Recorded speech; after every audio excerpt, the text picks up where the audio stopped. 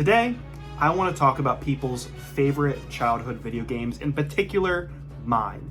And it's evident what that is if you read the title of this video, but bear with me, I want to lay a little bit of groundwork first.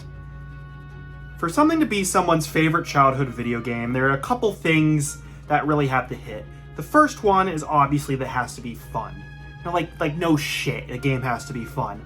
Like no one's favorite video game is big rigs, over-the-road racing. That's not anyone's favorite childhood game. Or like fucking E.T. for the Atari. That's not anyone's favorite childhood games, because those games aren't fun, right? It has to be fun. But that's such a big, huge umbrella of games, right? So many video games out there are fun.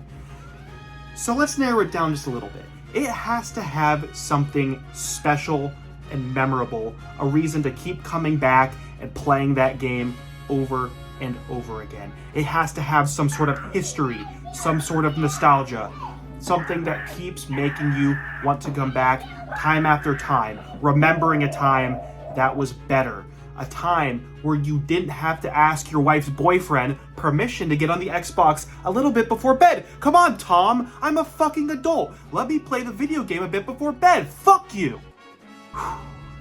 Sorry about that. It just makes me so mad, man. I'm an adult. I can play the Xbox whenever I want. I don't need your permission, Tom. Fuck you. Whatever.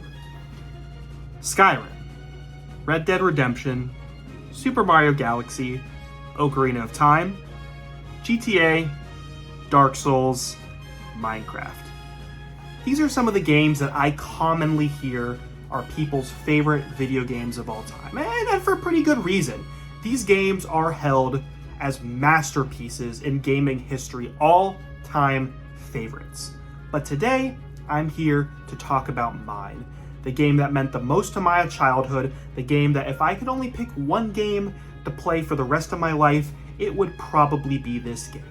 And there's no point in me, edging your little wiener anymore along those lines here. Let's just get right into it. Let's talk about NCAA 14. Man, where do I even start with this game? I guess at its conception. July 9th, 2013 was when this game came out. I was 12 years old, and I had just recently got an Xbox 360. I mainly used it to play Minecraft and Sonic Adventure 2 and shitty Kinect games, which I could make a whole separate video on. I grew up in Columbus, Ohio. If you may make all your only in Ohio jokes right now, but I grew up here. There is one thing, though, about Columbus, Ohio that I need to tell you about as some summer reading, before we really get into the meat and potatoes of this video. If you're born in Columbus, Ohio, there's a very good chance that you were born into a cult. I was born into this cult. This cult is called the Ohio State Football Fan Base. Fuck you! Fuck Michigan! Fuck all you guys! Get dubbed! Fuck Michigan! Michigan! Fuck Michigan! Hey, we'll see. Fuck y'all suck. Yeah, ask anyone in the city. They will tell you. It 100% is a cult. You don't have to know the rules of football. You really don't. But if you walk into a Kroger and someone walks up to you and they see you with a red sweatshirt on and they say OH to you and you don't say IO, I've heard a little tiny rumor going around, just a small rumor, that you might get tied up and locked in Urban Meyer's basement if you don't say IO back. I've never tested the theory personally because I don't want to find out. That would be terrible. But it's something to keep in mind at least. I always knew game days were important. There was always something going around. It didn't really matter to me at the time as a kid who just cared about video games, but I knew it was important. Ohio State football was my dad's love language in a sense. He was a great dad. I really love him. He did a lot of great things for me, but that was the way I bonded with him the best. And so the best way I could learn to connect in that sense was through video games. As a kiddo, I was really hooked on video games, and I knew that it would translate some way if I started to play football video games as well. So I started with NCAA 12, and then I got 13, and then finally in July of 13, I got NCAA 14, and oh man, that is the one that really hooked me. It's really evident how much love and care was put into this game. I know, it's really hard and crazy to believe because of this. EA Sports. It's in the game. I'm not sure EA has put out a game with any love or care since this game came out, but the presentation really is something. The coach's whiteboard with the sounds of markers squeaking on the menu. Mwah! Now look at the Madden. Look at the Madden menus now. Do you feel anything looking at this? I don't feel anything looking at this. I feel dead looking at this, man. I feel nothing. You feel anything? No, you feel nothing. The game modes, man. The game modes. Oh boy. This is where this game really shines. So first you can play exhibition mode if you're a little bitch baby, or you can play as a fucking Christmas tree versus an orange and do backflips whenever you try and juke. All right, now then we just go over here and we ignore this mode because when this mode was invented, that was the day that God left us officially, and now we move on to the stars of the show. I'll be brief on Road to Glory, but if you're not super into football like I was when I started playing these games, I would recommend playing Road to Glory as a quarterback. Very great introduction to the games. It's not overly complicated, but it'll give you a great baseline on how offense works in football video games. It's not as in-depth as it could be, but this is the first mode that I played. I would never have gotten nearly into the game as I currently am without this mode showing me the ropes. But now we get to the big boy. I think my favorite franchise mode in any sports video game to this date is NCAA Football 14's Online Dynasty mode. I'll start with the technical aspects as to why I like it first, because the sentimental reasons are so important to me, but those reasons would never even matter if the game just sucks. So let's get into why NCAA Dynasty runs circles around other EA titles. First off is the customization. You really can play this game your way, however you want. Conferences, bowl games, and complete teams are fully customizable in this mode to where you can make the most unique college football experience for you.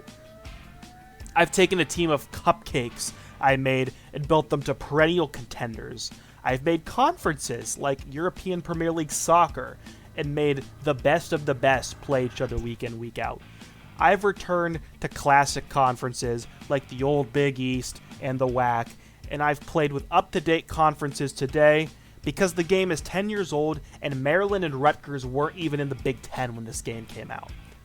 The game lets you play any way you want, and if there's a way you want to play that doesn't exist, I got a little secret for you. There's mods. A lot of this video is recorded on a mod called NCAA Revamped. So yeah, that's cool. I think there's a lot of nice changes that I personally like in this game compared to 13. To many, the recruiting system in this game is too dumbed down, but I think it's actually really nice. Simplified isn't necessarily bad, and if I got to choose which system I'd use, I would normally choose 14's. If I had one complaint about the Dynasty mode, it would be that the record keeping isn't the best, and I wish it would keep records for certain things better season to season, but I'm kind of what you would call, what's the term I'm looking for? Oh yeah, a big dork. So I keep all of that shit myself in a Google Sheet, and you can do that too if it's that important to you. But the gameplay is just great, crisp, wonderful time. Oh man, look at the time! It's the shit on Madden time. The shit on Madden part of the video, which I personally think every YouTube video essay should legally include. And if you don't, I think it should be punishable for up to like 30 years in federal prison. I think that could be quite agreeable. But I digress. I don't know how this game is 10 years old and plays better than Madden. Because, you know, all of the window dressing and features I mattered really don't matter if the game isn't fun to play. And man, this is the best feeling football game I have ever played. It has the right level of fluidity to where it feels like you're in control of everything you do, but ratings do matter in the game, where unless you're a master at the game, you won't beat Bama or Georgia with Akron. Yeah, 4 verts and read option and certain run plays can break the game, but when hasn't there been, game-breaking plays in football video games? I feel like half the plays in Madden just, don't work. So, a couple game-breaking plays in NCAA I can forgive. Madden, to me, has always had this problem since it jumped to Xbox One and PS4 and beyond, where it feels too stiff. It always feels hard to have a balanced offense, and honestly, it's too easy, unless you play on all Madden in recent versions, which, in that case, you'll never win a game, because it's too hard to win without cheesing. NCAA 14 doesn't have linebackers jumping to the moon to pick you off, because the game determines, okay, well, it's time for the CPU to get the interception animation now. The physics of NCAA make it challenging, but fair. Which makes it a game that I will never feel like I want to stop playing. I think it's time for me to address one of the big elephants in the room, and something I'm honestly dreading. What will the new NCAA football game look like when it eventually comes out? It looks like it is going to come out now for sure. Until I'm proven wrong, I'm going to assume it's going to look like current Madden, and it's going to suck. And all of the effort is going to be put in a mutt, and the road to glory is going to be a player-lock version of Dynasty with no changes, and it will feel stiff and terrible. But even if it doesn't, even if it delivers, I'm not sure if I want to get it. Part of that reason is because I'm a poor 22-year-old who's getting married. I can barely pay for my 2-bedroom apartment right now, let alone a PS5 and a copy of the game. But it'll also be an end of an era. An end to something I've been holding on to since I was in middle school. Games have come and gone throughout my life. Like I said before this video, I'm a pretty big gamer. I play lots of video games, all different types of genres. But this one has been there pretty much ever since it came out. And I can pretty much tell you exactly what Dynasty I was playing at specific points in my life ever since the game came out. Just on this YouTube channel alone in that time, I did 2 Dynasties. Granted, I barely started them, but they were at dramatically different moments in my life, but I tried to make NCAA football Dynasties on here nonetheless. I remember right before my high school graduation, I took Rondale Moore and the Purdue Boilermakers. I had 3,000 yards with Rondale and still lost the Heisman because the Heisman logic's another thing in the game that, could probably do better. I remember the night before I proposed to my fiance. I won the Heisman back-to-back years with Chris Ray at Michigan State. When I found out my spring break was getting extended for an extra 2 weeks, followed by a full year of quarantine, I was playing as a custom team, the Canton Titans, en route to my second natty. And my favorite of all, from 2013 to today, in 2023, 10 years. This is how long this game's been out now. I controlled the Virginia Cavaliers. Not consistently, far from it. I'm only a little over 30 seasons in, which for 10 years isn't that great. You can knock out a dynasty in a weekend if you want to, a season of it. But it's been there the whole time for me. I remember very early on dating my now fiance. I was in my parents' basement with her, holding hands. And with my left hand, I was playing that dynasty with just my left hand. My freshman year of college, I was super homesick. And I don't think I would have graduated college and had a job right out of college without having that dynasty to go to when I needed a piece of home. And today, I'll still go to it every now and then and play a couple games just because I think the players deserve to have their story continue. I pretty much never lose anymore. The team is like a 99 overall. But something about it, the fact that I've been playing it since I was 13 makes me always come back.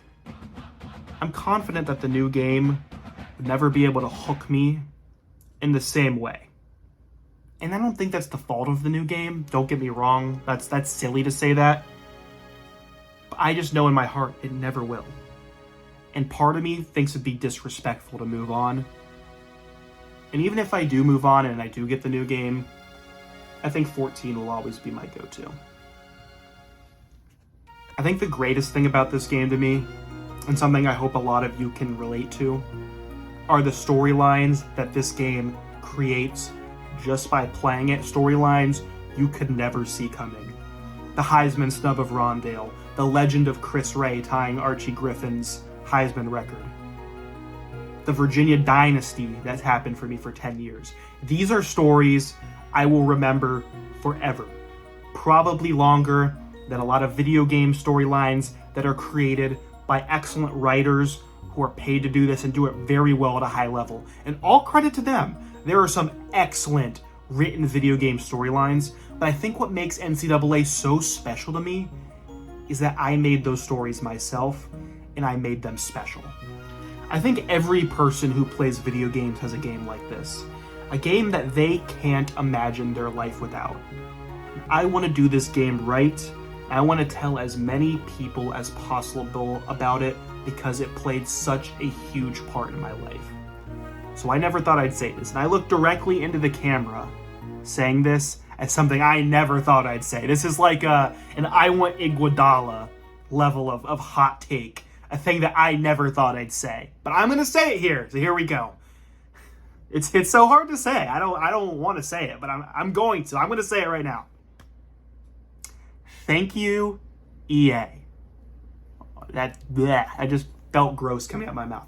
But thank you, EA, for creating my favorite video game of all time. Thank you all for watching.